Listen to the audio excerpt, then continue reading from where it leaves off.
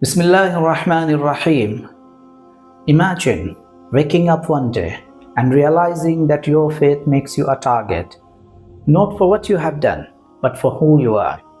For millions of Muslims around the world, this is not imagination, it's reality. From banned headscarves to entire cities turned into war zone. The world is watching, but staying silent. The question is, will you?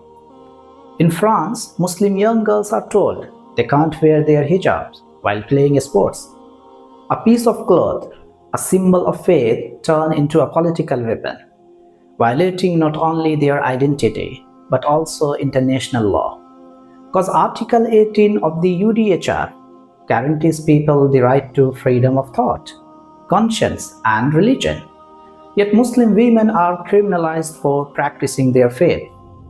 In India, Muslim homes are demolished in broad daylight, leaving families homeless, without trial, without warning. This bulldozer justice violates the Article 17 of the UDHR, which clearly states that no one shall be arbitrarily deprived of their property. The Supreme Court of India has condemned this practice. In Palestine, children wake up to the sound of bombs, not school bells. Collective punishment, forced evictions, and military attacks continue, ignoring Article 3.3 of the 4th Geneva Convention. In China, over 1 million of Muslims are held in so-called re-education camps. This breaks Article 9 of the UDHR, which states no one shall be subjected to arbitrary arrest, detention, or exile. And in the UK and US, hate crimes against Muslims have skyrocketed, violating Articles 18 and 27 of the ICCPR. Now the question is, why is this happening? Why is the world quiet? Because this is not random, it is systematic. Islamophobia is a multi-billion-dollar industry driven by politics, media, and fear. They have built an entire system that profits from our pain. When international laws are ignored and selective justice becomes the norm, injustice thrives. It is not about security, it is about control. Now, what's the solution? How do we fight this silent war? The first battle is against ignorance.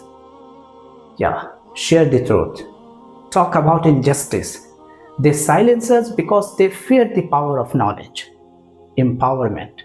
Support your businesses, artists, educators, and leaders. Build communities that thrive independently, economically, and intellectually. Political engagement. We can't change laws from the outside.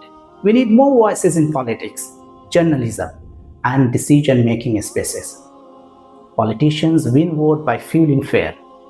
Media outlets push narratives that turn neighbors into enemies. And finally, unity. Because sectarian divides have weakened us far too long.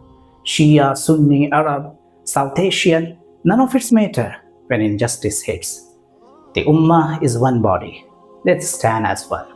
See you in the next one, inshallah. Assalamu alaikum wa rahmatullah.